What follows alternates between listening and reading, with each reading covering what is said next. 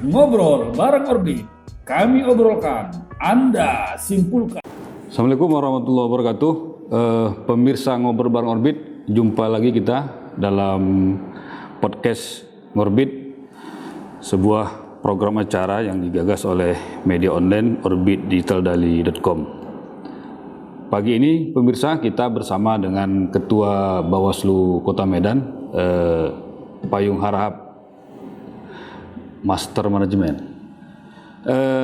Kita akan berbicara tentang seputar pengawasan pelaksanaan pemilu dan pemilu pilkada yang baru-baru ini sudah kita laksanakan dan sudah digelar, dan bagaimana nanti ke depan pada pemilu 2024 yang merupakan pemilu legislatif dan pemilu presiden.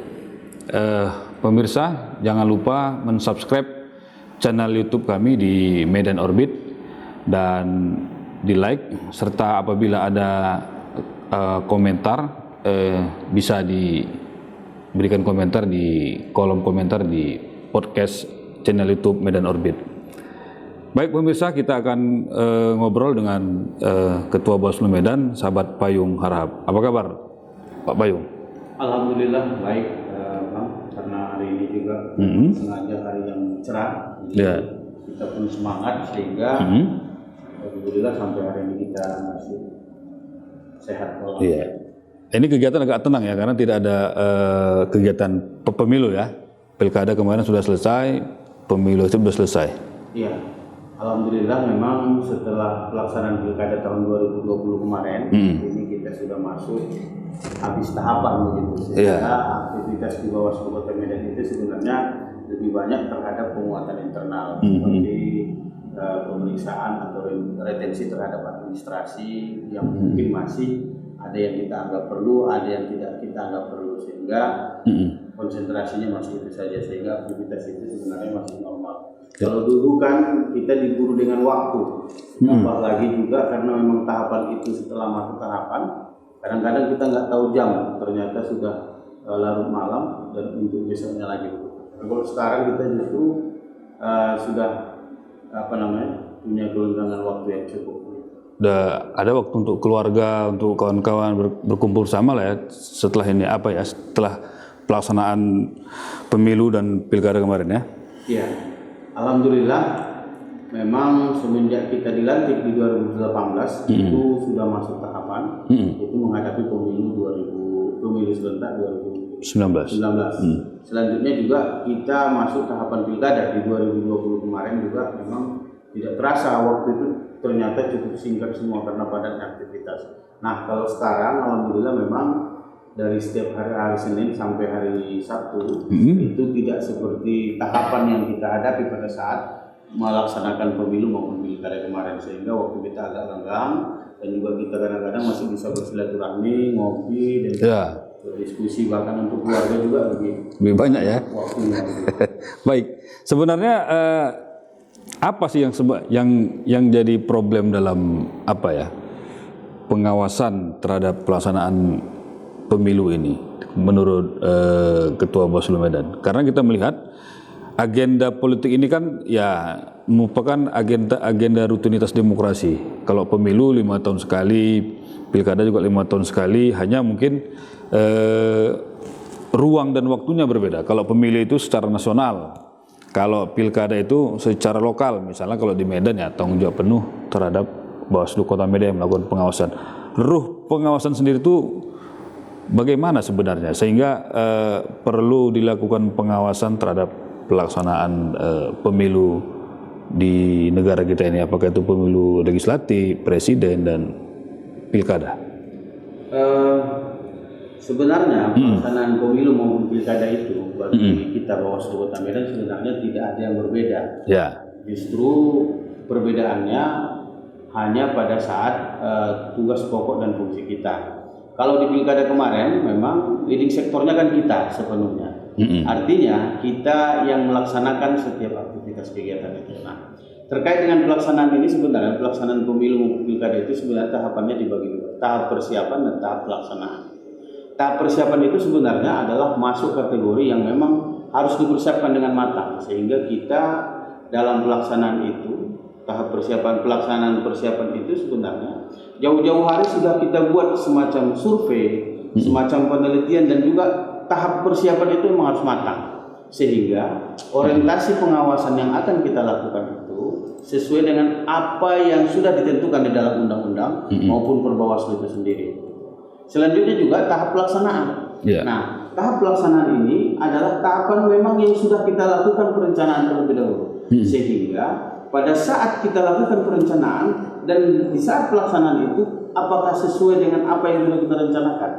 Nah, ini tidak bisa kita rencanakan hari ini langsung besok pelaksanaannya, tidak, sehingga ini yang kadang-kadang butuh butuh waktu bagi kita dalam pelaksanaan pengawasan pemilu maupun pilkada itu, untuk butuh waktu bagi kita untuk mempersiapkannya secara matang.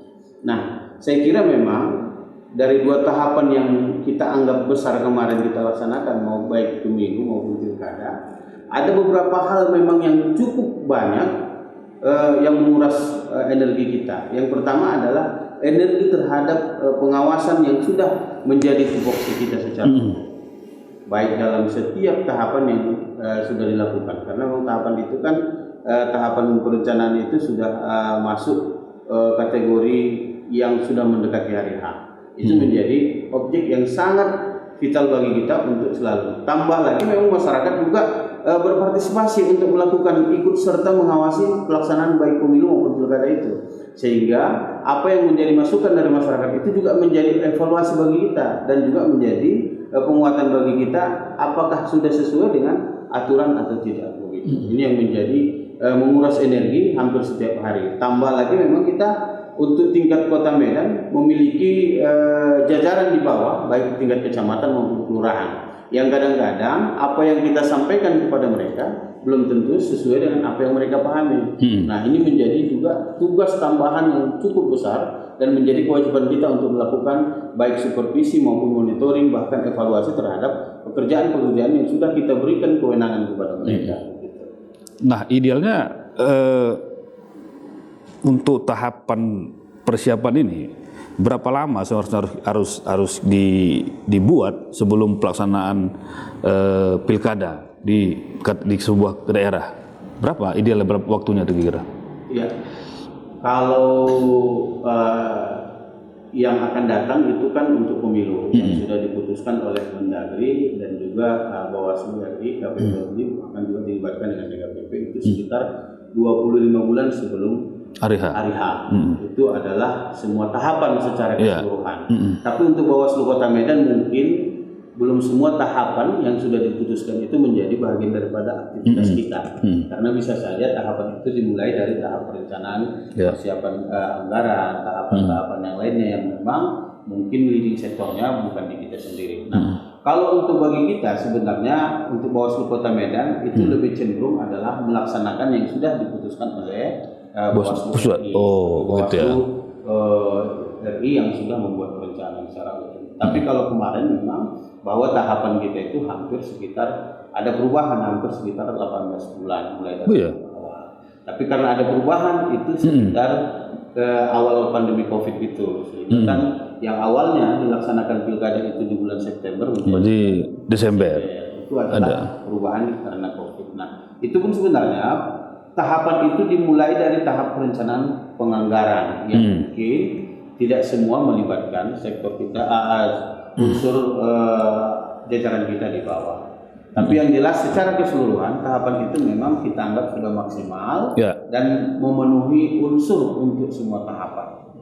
Sehingga tahapan itu dibagi menjadi beberapa tahapan, tahap persiapan dan tahap pelaksanaan. Iya, betul. Nah, kalau kita melihat kemarin kan jarak antara pemilu legislatif dan presiden itu dan pilkada Medan sangat dekat. 2019 pelaksanaan pileg dan pilpres, sementara Bawaslu Medan dilantik 2018. Begitu dilantik langsung masuk tahapan pileg pilpres, dan setelah pileg pilpres ini selesai belum sudah membuat tahapan pilkada. Ya kan? Betul. Nah, ini bagaimana ketika itu mensiasati dengan begitu banyak agenda yang ada, pemilu legislatif, presiden, persiapan pilkada, ada lagi pandemi COVID-19. Nah ini kan cukup apa juga. Nah, gimana Bawaslu bisa kemarin tuh kok bisa menyikapi itu dengan ini? Saya kira sebenarnya kalau kita bercerita terkait dengan itu sebenarnya beririsan namanya ya. Beririsan itu berarti berdekatan ya. Artinya masih tahapan pelaksanaan pemilu sudah masuk tahap pelaksanaan pilkada gitu. Sebenarnya kebetulan waktu 2017 itu saya kan masih panwas di tingkat kecamatan. Panwas kecamatan itu waktu itu sebenarnya sudah masuk beririsan untuk pemilu 2019. Sehingga ya makanya waktu pelaksanaan Pilbuksu itu sebenarnya sudah masuk juga tahap pemilu dan habis pemilu belum selesai pemilu sudah masuk tahapan pilkada untuk tingkat Kota Medan. Memang itu adalah agenda sehingga bisa dikategorikan sejak 2017 sudah mulai tahapan 2018 pelaksanaan Pilbuksu 2018, pelaksanaan pemilu 2019.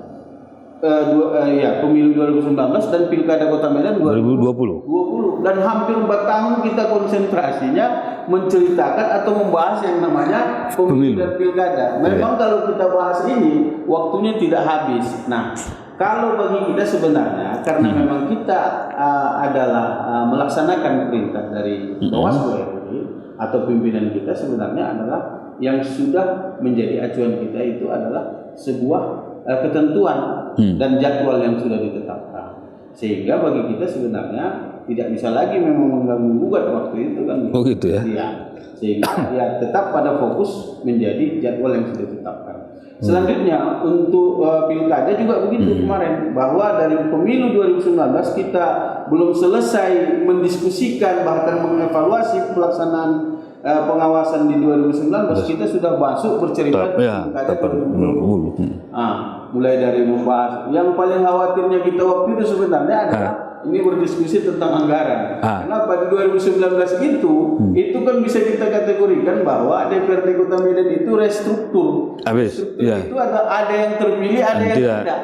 Dan yang paling kita khawatirkan waktu itu berimbas kepada anggaran Pilkada Kota Medan. Tapi alhamdulillah ternyata anggota DPR yang tidak terpilih kembali dan yang terpilih tidak terpilih dan yang terpilih sebetulnya pada prinsipnya mereka tidak mempermasalahkan. Alhamdulillah juga terakhir tidak berimbas kepada. Kita sempat khawatir sebenarnya. Khawatirnya itu adalah jangan-jangan yang tidak terpilih ini tidak menyetujui anggaran yang menjadi kebutuhan kita. Itu dulu menjadi. Karena mereka masih berhak PAPBD ya, perubahan ya. BBD. Hanya PAPBD, APBD 2020. Oh iya betul. Sehingga ada kekhawatiran kita, tapi alhamdulillah dengan beririsan tadi pun tidak menjadi masalah. Tapi konsentrasi kita juga tidak bermasalah. Tapi waktu itu memang ada yang menjadi perbedaan adalah pilkada dan pemilu kan berbeda dia regulasinya. Kalau pilkada kan undang-undang nomor 10 tahun 2016. Sementara pemilu adalah undang-undang nomor 7 tahun 2017 ya. Baik, pemirsa kita rehat sejenak. Ngobrol bareng Orbit.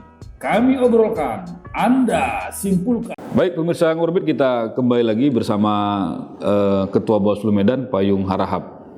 Jangan lupa mensubscribe di channel Medan Orbit, dan apabila ada komentar silahkan masukkan ke dalam komentar. Apabila pemirsa ingin kita obrolkan persoalan juga silahkan masuk di kolom komentar kita di channel Medan Orbit.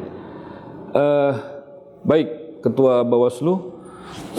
Nah, kemarin kan ada polemik anggaran itu misalnya ya kan, masalah anggaran untuk penyelenggara pemilu, ada anggaran untuk KPU, ada anggaran Bawaslu, dan bahkan ada anggaran untuk pengamanan pilkada. Nah, bagaimana Bawaslu mengusulkan anggaran ini, mengawal serta sampai dia menjadi sebuah anggaran? Apakah ada lobby-lobby tertentu dalam menggolkan anggaran untuk pelaksanaan pengawasan pilkada itu di 2020 kemarin? Terkait anggaran yang kita butuhkan waktu pilkada itu sebenarnya adalah berpacuan pada DIPA yang sudah ditetapkan oleh Bawaslu RI. Oh, sudah ada DIPA-nya? Sudah ada DIPA-nya, cuman satuannya itu tergantung jumlah kecamatan kita jumlah kelurahan kita dan jumlah TPS yang ditetapkan oleh KPU. Nah, itu menjadi acuan utama kita. Baru masuk kepada poin harga dan poin standar harga yang sudah ditetapkan. Memang dari awal kita sebenarnya berkoordinasi terus dengan pihak Pemko. Alhamdulillah pihak Pemko sebenarnya kooperatif waktu itu. Hanya saja ada perbedaan pendapat atau juga tidak sama persepsi terhadap satuan harga, bahkan juga nilai-nilai yang menjadi objek penilaian bagi Pemko pada saat itu adalah perbandingan pilkada di 2015 dengan 2020. Nah, itu yang menjadi mentoknya kita kemarin atau menjadi sulitnya kita berkomunikasi. Ada polemik di situ ya? Ada polemik, bahwa polemik itu yang muncul adalah mereka berpatokan bahwa di 2015 itu anggaran untuk Panwas waktu itu belum berbentuk Bawaslu. Panwas waktu itu hanya sebesar sekitar 2M. Waktu 2015? 2015. Mereka mengkalikan paling maksimal 10% peningkatan. Dari 2 miliar? 2 miliar gitu. Sehingga penilaian mereka itu menjadi objek penambahan 10% dengan standar kenaikan harga. Padahal setelah penetapan Bawaslu pastinya kan ada perubahan yang cukup signifikan. Yang pertama adalah waktu itu kita buat bahwa PTPS waktu 2015 dengan PTPS 2020 itu kan jauh berbeda. Itu satuan harganya. Baru masa kerja juga berbeda. Kalau pilkada 2015 itu hanya dihitung beberapa hari saja. Sementara pilkada 2020 PTPS kita itu sudah dihitung 1 bulan gaji atau bekerja selama 1 bulan walaupun maksimalnya dia bekerja hanya 1 minggu. Belum lagi standar pembiayaan bahwa kita itu diwajibkan harus ada BIMTEK yang sudah ditetapkan. Ada lagi harga bahwa kita standar tolak ukur kita adalah harga yang ditetapkan oleh Bawaslu RI bukan harga di Pemko Medan. Itu dia. Jadi agak sulit waktu itu sehingga mereka membandingkan pilkada 2015 itu dengan pilkada 2020 itu sangat jauh berbeda dari standar harga. Ya itu yang agak sulit kita sampai dibahas waktu itu di tim anggaran daerah TAPD Kota Medan itu mereka sangat sulit. Terakhir tidak ketemu juga dengan kepala seksi di BPKAD Kota Medan, tidak ketemu sampai kita dibawa ke DPRD Kota Medan. Nah, kita bersikukuh bahwa kita satu unit pun atau satu hal pun tidak ada yang kita tambahin di situ. Kita hanya memberikan jumlah dan satuan harga dan DIPA itu sudah ada turun dari Jakarta ya? Oleh Bawaslu RI. Tidak ada yang kita tambahin waktu itu. Hanya saja memang kita hanya menghitung satuan. Contoh, kalau jumlah Panwas kecamatan kita 21 kecamatan. Kalau kelurahan kita 151 kelurahan, PTPS kita waktu itu juga 3.300 sekian. Nah, sehingga itu yang menjadi tolak ukur kita. Tidak ada yang kita tambahin, umpamanya TPS yang 3.000 sekian kita tambahin menjadi 3.500. Tidak ada. Artinya bahwa kita memang berpatokan kepada harga atau juga DIPA yang sudah ditetapkan tadi. Kita sendiri sebenarnya banyak lagi tambahan, tapi karena memang itu sudah ketentuan, tambahan seperti yang saya bilang, umpamanya kita membuat semacam upaya untuk meningkatkan partisipasi pemilu, atau meningkatkan partisipasi masyarakat dalam pengawasan pilkada Kota Medan dengan membuat kegiatan-kegiatan kearifan lokal, tapi tidak bisa ternyata karena memang tidak ada dalam DIPA yang sendiri ya. Padahal kan sangat unik rasanya dengan menciri khaskan bahwa masyarakat Kota Medan itu bahwa untuk mendorong masyarakat Kota Medan dengan membuat kegiatan-kegiatan masyarakat Kota Medan melalui kearifan lokal yang sudah ada agar mereka terdorong untuk ikut serta berpartisipasi dalam pengawasan pilkada. Tapi karena memang tidak bisa ya terakhir ya tidak ditidakkan ya. Berarti ada anggaran yang kita usulkan sesuai dengan kondisi daerah. Ada juga anggaran yang sudah ditetapkan dalam DIPA dari Bawaslu. Nggak ada. Anggaran yang kita usulkan sendiri tidak ada. Tidak ada. Misalnya tadi tentang partisipasi untuk masyarakat lokal, misalnya kita buat sosialisasi dengan keadaan masyarakat lokal itu tidak ada, tidak ditampung. Karena memang maksud saya bahwa itu sebenarnya sudah ada di benak kita sendiri jauh-jauh hari yang kita rencanakan, tapi karena tidak boleh tadi melalui DIPA yang sudah diturunkan oleh Bawaslu terakhir tidak bisa bahkan ya. Berarti kita harus Bawaslu Medan harus menuruti DIP yang sudah ada dari Bawaslu. Ya, betul. Setelah terkait satuan harga tadi ya, cuma ada disparitas harga dari Pemko Medan karena mereka beracuan 2015. 2015 itu yang menjadi permasalahan di waktu itu sehingga adanya perbedaan persepsi. Dan itu mungkin panjang juga polemik gimana tuh ya, karena kan kita melihat ada juga mungkin DPR juga mungkin kurang sepaham. Pemko tadi yang ketua bilang bahwasanya tidak memahami kondisi Bawaslu dari Panwas Panitia sekarang sudah menjadi badan, ya kan? Dan juga masa kerja pengawas TPS, PPS dan segala macam itu berapa lama perdebatan itu kira-kira?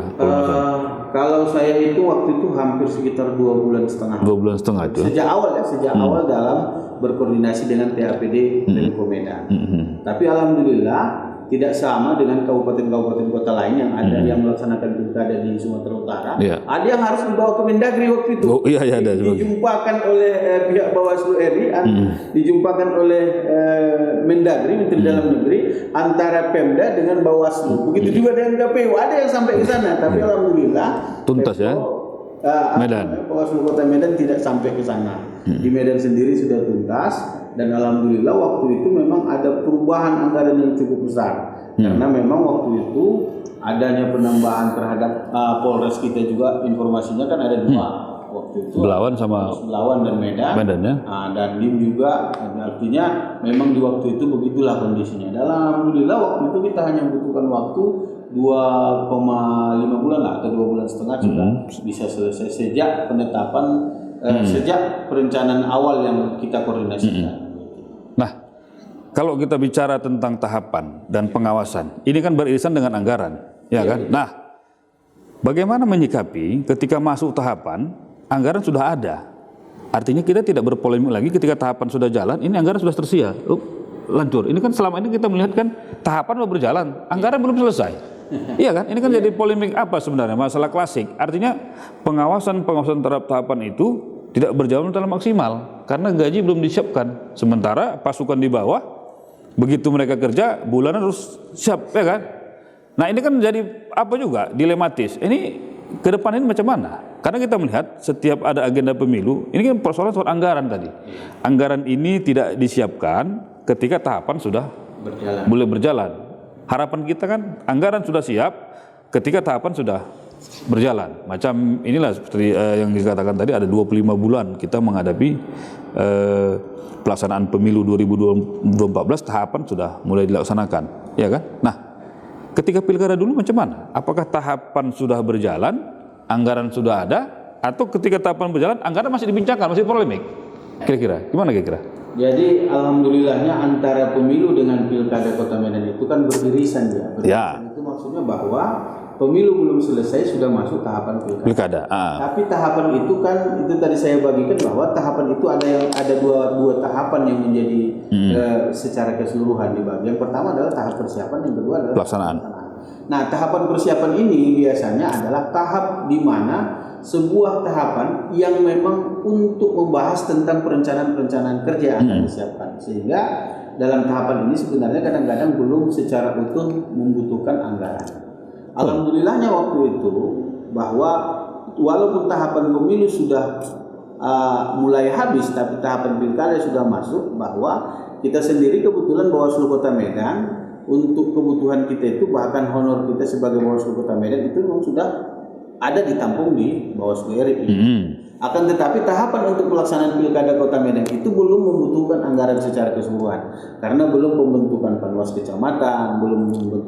Artinya itulah tahapan persiapan tadi yang sudah masuk tahapannya tapi belum membutuhkan anggaran. Nah, betul memang pengalaman saya sejak saya ikut sebagai penyelenggara sejak tahun 2013 Pilgubsu, tahun 2014 pemilu, dan beririsan lagi beberapa bulan kemudian 2014 itu Pilpres, karena waktu itu dipisahkan. Baru Pilkada 2015 saya juga ikut. Memang itu kebiasaan kita. Di awal-awal itu biasanya akan menyesuaikan dengan anggaran. Karena memang pihak pengelola anggaran kita ini biasanya akan menyesuaikan bagaimana schedule. Dan alhamdulillahnya juga selama proses ini yang saya ikuti sekarang ini administrasi keuangan kita sudah semakin baik. Kalau dulu semuanya serba manual dan yang paling kita khawatirkan itu ada istilah pemotongan. Nah, kalau sekarang itu semuanya sudah transfer. Iya, transfer masuk ke rekening yang atas nama penerima, tidak ada lagi campur tangan orang lain begitu, alhamdulillah. Tapi itu biasanya di awal dan selanjutnya biasanya itu akan berjalan normal, tidak ada masalah biasanya. Dan kalaupun memang kita terkendala dengan kegiatan-kegiatan yang lain, itu sebenarnya adalah hanya menyamakan persepsi, terutama umpamanya melakukan kegiatan BIMTEK, kegiatan-kegiatan yang lain, yang kadang-kadang mungkin bahwa penyetaraan terhadap nominal harga dan persatuan harga itu mungkin tidak sama persepsi antara Bawaslu Kota Medan dengan Bawaslu Provinsi bahkan Bawaslu RI, sehingga kan kadang-kadang harus perlu koordinasi agar tidak terjadi kesalahan. Tapi alhamdulillah pengalaman saya, kalau memang anggaran itu saya kira tidak pernah menjadi patokan utama lah permasalahannya sampai hari ini. Paling dia keterlambatan, dan itu keterlambatan juga biasanya masih bisa ditoleransi. Karena mungkin pihak pengelola keuangan itu kan perlu hati-hati agar tidak terjadi kesalahan. Oke, baik pemirsa Orbit, kita rehat sejenak kembali. Ngobrol bareng Orbit, kami obrolkan, Anda simpulkan. Baik pemirsa Ngorbit, kembali kita ngobrol bersama Ketua Bawaslu Kota Medan, Payung Harahap. 2019 kemarin ada program Bawaslu yaitu pengawasan partisipasi masyarakat. Artinya Bawaslu melibatkan masyarakat yang bukan dari infrastruktur Bawaslu untuk melakukan pengawasan terhadap jalannya pelaksanaan pemilu. Nah, di Medan sendiri bagaimana pelaksanaan pengawasan partisipatif ini? Apakah sudah kita implementasikan pada 2019 lalu sampai Pilkada Kota Medan, atau kita siapkan untuk pemilu 2024? Alhamdulillah memang bahwa sesuai dengan amanat Undang-Undang Nomor 7 Tahun 2017 bahwa pelaksanaan pengawasan pemilu itu bukan hanya penyelenggara saja atau Bawaslu saja. Ternyata juga di dalamnya adalah ada pengawas partisipatif. Nah, pengawasan partisipatif ini adalah keikutsertaan masyarakat dalam melakukan pengawasan, bahkan juga melakukan pemantauan terhadap kegiatan aktivitas kampanye yang dilaksanakan oleh setiap calon.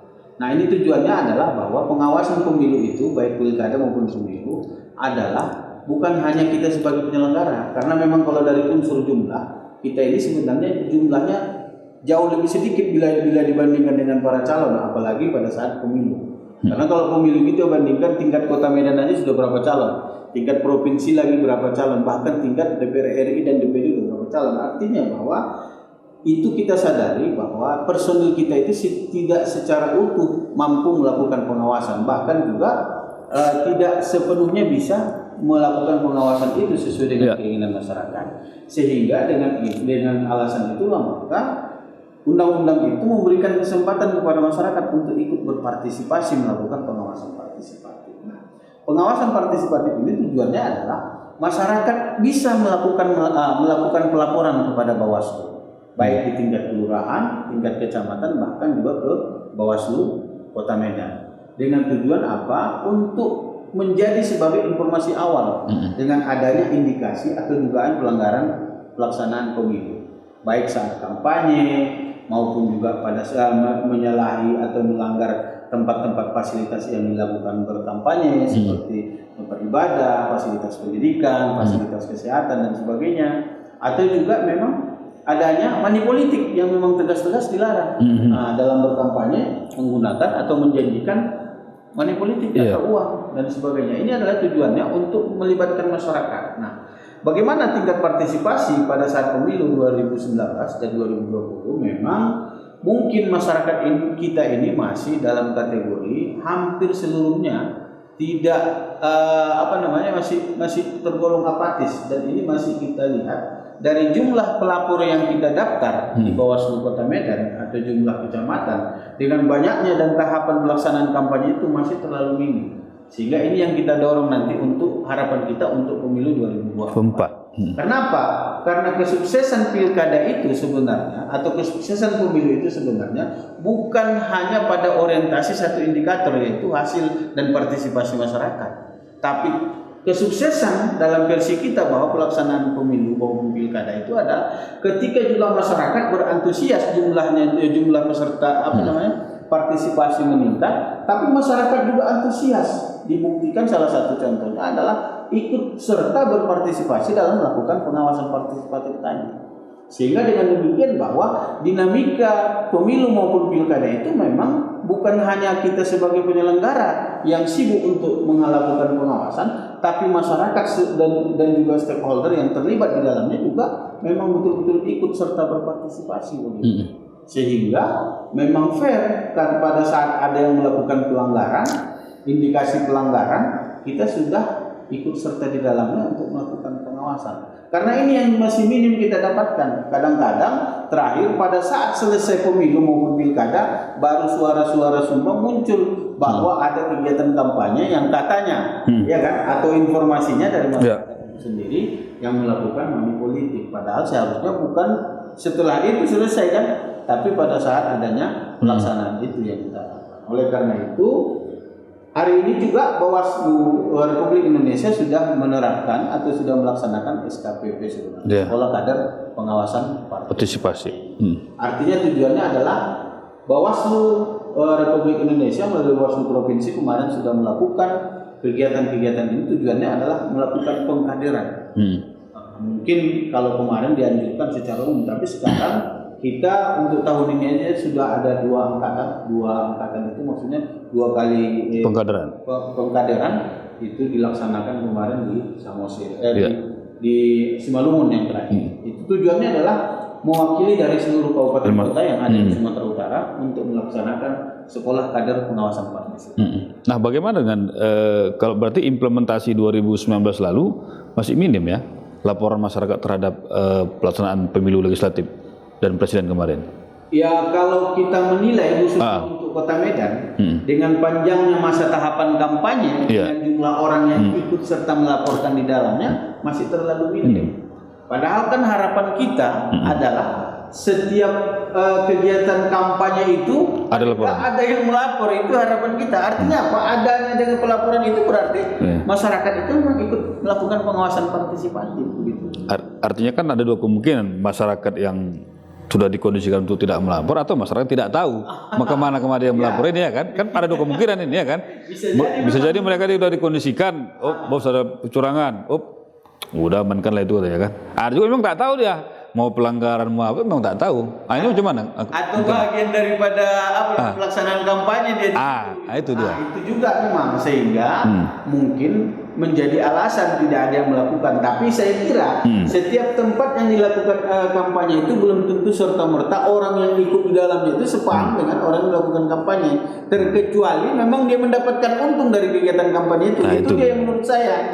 Berarti kan memang rasa kepedulian dan partisipatif dia untuk mensukseskan pemilu itu saya kira masih minim. Ini dia yang bisa komunikasi. Artinya kan waktu itu kan belum ada SKPP seperti ini. Artinya kan bagaimana kita mau melibatkan partisipasi masyarakat kalau mereka tidak kita didik ya kan. Caranya seperti ini kan. Tapi yang jelas memang kita tidak memungkiri bahwa 2019 lalu memang minim lah ya laporan terhadap kecurangan dalam pemilu, khususnya pelaksanaan kampanye yang begitu panjang ya. Bayangkan aja hampir beberapa bulan tuh kan kampanye pemilu itu kan dilaksanakan. Tapi kelihatannya masyarakat ya acuh tak acuh atau memang dia udah terkondisi, kita memang tidak tahu seperti itu kan. Nah, pada saat itu mungkin Panwas lapangan sudah dibentuk waktu kampanye 2020 pada kampanye yang lalu. Belum ya? Kalau kampanye masa 2019 kebetulan memang kalau pengawas pemilu lapangan atau sekarang disebut dengan PPR pengawas itu seketika hari H ya? Iya, dia kan dibentuk 23 sebelum pelaksanaan pencoblosan, 7 hari setelah pencoblosan.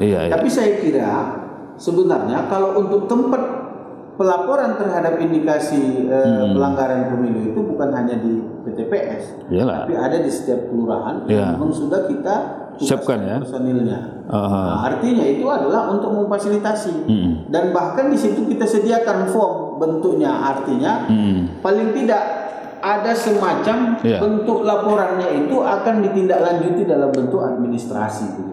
Laporan awal ya, dari itu. Awal, ya. Tapi ternyata setelah kampanye selesai tidak ada laporan, minim laporan. Tidak ada laporan, ini hanya form itu pun tak ada yang terambil ya. Iya. Artinya itu yang menjadi catatan kita bahwa memang masih minim orang atau masyarakat untuk ikut berpartisipasi dalam melakukan kegiatan pengawas partisipatif. Tadi. Nah, ke depan ini 2024 dengan adanya sekolah SKPP tadi. Ini tugas mereka apa sebenarnya? Yang setelah mereka dikader, apakah mereka mau merekrut lagi atau macam mana mendidik masyarakat yang ada di kabupaten kota? Ini kan mereka sudah didik sebagai kader pengawas partisipasi, ada 2 angkatan. Outputnya apa kepada kepada mereka? Apakah mereka diberi tugas untuk melatih masyarakat sebagai kader juga sebagai pengawas partisipasi atau macam mana? Sebenarnya tujuan utama itu adalah kita membagi bibit-bibit bibit pengawasan bagi mereka. Ya. Sehingga dengan selesainya mereka melakukan atau mengikuti kegiatan pengkaderan tadi, bahwa pada saat masuknya tahapan atau kegiatan pilkada maupun pemilu nanti, mereka ini akan menjadi duta kita terhadap kegiatan-kegiatan pengawasan. Sehingga nantinya dengan dari sekarang mereka sudah menjadi duta di masyarakat dalam kegiatan pengawasan. Dan yang kedua juga nanti mungkin pada saat pelaksanaan pemilu maupun pilkada bisa saja mereka akan masuk dalam kategori personil kita di lapangan. Nah, ini yang akan kita harapkan. Tapi yang jelas dari sekarang atau setelah mereka selesai mengikuti pengkaderan, maka kita harapkan mereka bisa menjadi agen-agen informasi untuk pengawasan pemilu. Karena memang mereka sudah dikasih pendidikan, dikasih pemahaman terkait dengan pengawasan partisipatif. Tapi jumlahnya sangat minim itu. Kemarin di Medan ada berapa orang yang dikader? 2 angkatan ini. Yang terakhir kemarin kita berangkatkan itu berjumlah 26 orang. 26 orang dari seluruh kecamatan? Tidak. Dari seluruh kecamatan mewakili. Oh ya. Iya. Artinya karena memang kapasitas anggaran juga tidak terus yang kedua adalah ini juga sebagai upaya untuk meningkatkan partisipatif pengawasan, maka ya inilah yang masih bisa dilakukan terhadap itu gitu. Walaupun memang kategori untuk Kota Medan saya kira masih kurang ya, tapi yang jelas ini adalah upaya. Ada nggak parameter dari Bawaslu RI sebagai barometer atau acuan berapa masyarakat harus ada satu kader pengawasan? Misalnya dari 100 orang, misalnya ada 1 kader gitu. Ada nggak barometer yang sudah ditetapkan? Sehingga nanti ke depan bisa melibatkan pengawasan partisipasi maksimal ketika mengawasi pelaksanaan pemilu 2024 ini, khususnya pada tahap pelaksanaan kampanye. Kebetulan sampai hari ini kalau jumlah itu belum ada ditetapkan, tetapi mungkin Bawaslu RI melihat dari jumlah DPT, karena DPT setiap kabupaten kota kan berbeda-beda. Itu dia. Tapi alhamdulillah Bawaslu Kota Medan itu dari segi jumlah peserta kita masih jauh selalu lebih banyak. Dan itu mungkin salah satu penilaian dari jumlah DPT kita. Memang jumlah DPT kabupaten kota di Sumatera Utara, Kota Medan ini masuk kategori jumlah DPT-nya yang paling banyak, hampir 1.500.000-an. Artinya dengan jumlah DPT itu mungkin lebih banyak, tapi belum ada indikator penilaian bahwa sekian jumlah masyarakat satu kader pengawasan, belum ada saya lihat dari situ. Tapi yang jelas beberapa kali melaksanakan kegiatan sekolah kader pengawasan partisipatif kita masih mendapatkan kuota yang terbanyak karena DPT-nya cukup besar ya. Iya. Nah ini terakhir tahapan pemilu 2024 25 bulan, apakah sudah ada dimulai perintah dari Bawaslu RI untuk kabupaten kota melakukan persiapan dua? Ini kan kalau kita bicara berarti 2024 sudah berapa bulan lagi itu ya? Belum masuk tahapan. Apakah sudah ada perintah untuk ancang-ancang persiapan tadi? Tahapan persiapan. Sampai hari ini sebenarnya belum ada instruksi untuk persiapan pemilu 2024 itu belum ada, karena memang yang pertama tahapannya juga masih dalam proses pengesahan saya kira ya, karena memang masih disetujui kemarin di DPR RI Komisi 2. Baru yang kedua belum serta-merta walaupun dimulai tahapan itu, kalau hitungan kita kemarin adalah di bulan Februari 2022. Mulainya. Iya, tapi belum tentu itu kita terlibat di dalamnya, bisa saja masih menggodok anggaran di tingkat Bawaslu Republik Indonesia dengan Komisi 2 atau Mendagri dan sebagainya. Begitu. Sehingga, mungkin persiapan anggaran lah ya 2022 itu ya. Iya, betul. Baik pemirsa, kita lihat sejenak. Ngobrol bareng Orbit, kami obrolkan, Anda simpulkan. Baik pemirsa Ngorbit, kita kembali lagi ngobrol bersama Ketua Bawaslu Medan, Payung Harahap. Apa sebenarnya harapan dari Bawaslu Kota Medan terhadap pelaksanaan pemilu 2024 mendatang? Karena kan kita melihat, masyarakat melihat bahwa untuk melakukan pengawasan pemilu ini tidak hanya menjadi beban Bawaslu sebagai leading sektor pengawasan pemilu, tapi juga harus ikut serta masyarakat dilibatkan. Upaya-upaya tadi sudah dilakukan seperti melakukan pengawasan partisipasi. Nah, tapi kita melihat keterlibatan partai politik dalam hal pendidikan politik terhadap kader-kadernya sendiri, kita melihat dalam melakukan pengawasan kan agak minim ini. Ya kan, kita tidak mendengar misalnya partai politik melakukan pendidikan politik terkait pengawasan, ya kan, secara masif, berkesinambungan, mengundang Bawaslu, ya kan, dalam rangka mendidik supaya kader-kader juga mengerti tentang pengawasan pemilu. Artinya mengerti dalam artian mereka tidak akan melakukan pelanggaran ketika melaksanakan tahapan-tahapan pemilu seperti kampanye, tidak melakukan money politik. Nah, ini gimana menurut Ketua Bawaslu Kota Medan?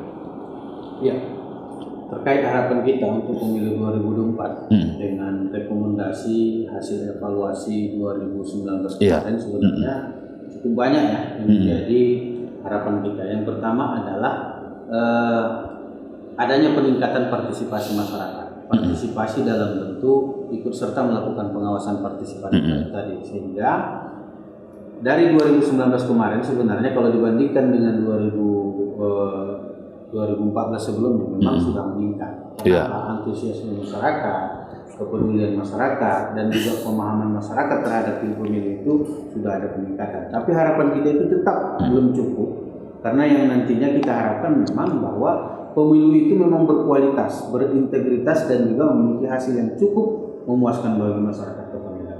Itu yang pertama tadi adalah partisipasi masyarakat. Partisipasi ikut melakukan pengawasan, partisipasi menggunakan hak suara, dan partisipasi memang konsisten terhadap hal-hal yang lain yang berhubungan dengan kegiatan pemilu. Yang kedua adalah pemerintah. Kita berharap pemerintah ini memang juga di saat pemilu itu menjadi agenda utama kita, khususnya adalah agenda nasional, harapan kita pemerintah itu seluruhnya ikut serta. Ikut serta dalam artian adalah menjadi mitra utama daripada penyelenggara. Karena tanpa pemerintah atau stakeholder, saya kira pelaksanaan pemilu itu juga akan bisa kita kategorikan tidak berhasil. Karena memang yang punya wilayah, yang punya juga masyarakat itu adalah stakeholder.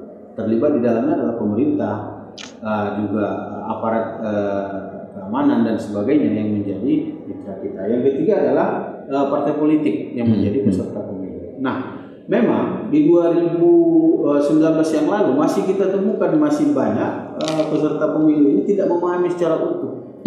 Terutama adalah calon. Kenapa saya katakan calon? Karena memang dia hanya tahu berurusan dengan partai politik, tapi dia tidak tahu bagaimana urusan terhadap aturan melaksanakan pemilu. Sehingga pada saat pelaksanaan pemilu, baik dalam kegiatan kampanye, kegiatan sosialisasi, bahkan tatap muka, kadang-kadang dia sendiri tidak mengerti aturan itu. Yang mungkin partai politik tidak sepenuhnya memahamkan itu kepada setiap para calon yang mendaftar sebagai caleg mewakili partainya sendiri. Nah, harapan kita nantinya ini akan diperkuat kembali, dievaluasi kembali, sehingga pada saat pemilu 2019 nanti memang setiap calon itu mengetahui aturan-aturan main. Nah, kenapa saya katakan demikian? Karena memang bahwa ketidaktahuan ini kadang-kadang menjadi alasan tersendiri pada saat kita menemukan adanya dugaan pelanggaran. Sehingga terakhir kita kembali ke titik awal untuk memberikan penjelasan lagi, sehingga butuh waktu yang cukup panjang lagi untuk menjelaskan itu kepada para caleg itu. Caleg sendiri ya. Nah, salah satu contoh umpamanya menjadikan fasilitas ibadah, fasilitas pendidikan, fasilitas apalagi kesehatan menjadi objek-objek dalam kegiatan di kampanye. Menggunakan atribut-atribut atau yang dilarang dalam menjadi bahan kampanye. Ini adalah salah satu evaluasi yang kita harapkan. Terus yang kedua adalah juga adanya pendidikan atau pemahaman terhadap aturan pemilu. Memang kalau kita bandingkan pemilu 2009 bahkan pemilu 2004 bahkan juga pemilu 2014 itu tidak serumit dan juga tidak seleluasa 2019 Bawaslu melaksanakan pengawasan. Kalau 2019 kemarin mungkin sudah mulai terasa karena memang lembaga kita ini adanya perubahan terhadap kewenangan dan tanggung jawab yang sudah diberikan, termasuk tugas pokok dan fungsinya. Inilah harapan kita untuk menghadapi 2024 nanti, sehingga perbaikan dari evaluasi yang sudah kita terima kemarin juga menjadi tolak ukur untuk kesuksesan pemilu 2024 itu mendatang. Oke. Baik pemirsa Ngorbit, demikian tadi ngobrol kita bersama Ketua Bawaslu Medan Payung Harahap seputar tentang pengawasan pelaksanaan pemilu dan pilkada di Kota Medan. Kedepan kita akan melaksanakan pemilu 2024, pemilihan legislatif, anggota legislatif dan presiden.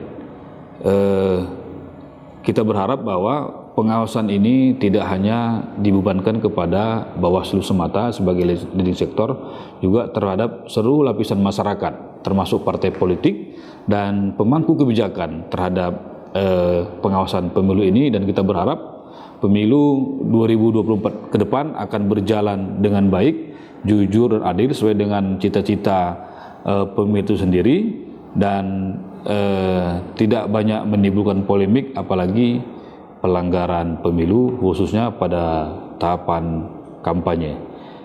Pemirsa, demikian ngobrol kita kali ini. Jangan lupa di like dan subscribe di channel YouTube kita Medan Orbit, dan kita akan kembali pada tema dan waktu yang berbeda. Terima kasih Ketua Bawaslu Kota Medan. Ngobrol bareng Orbit, kami obrolkan, Anda simpulkan.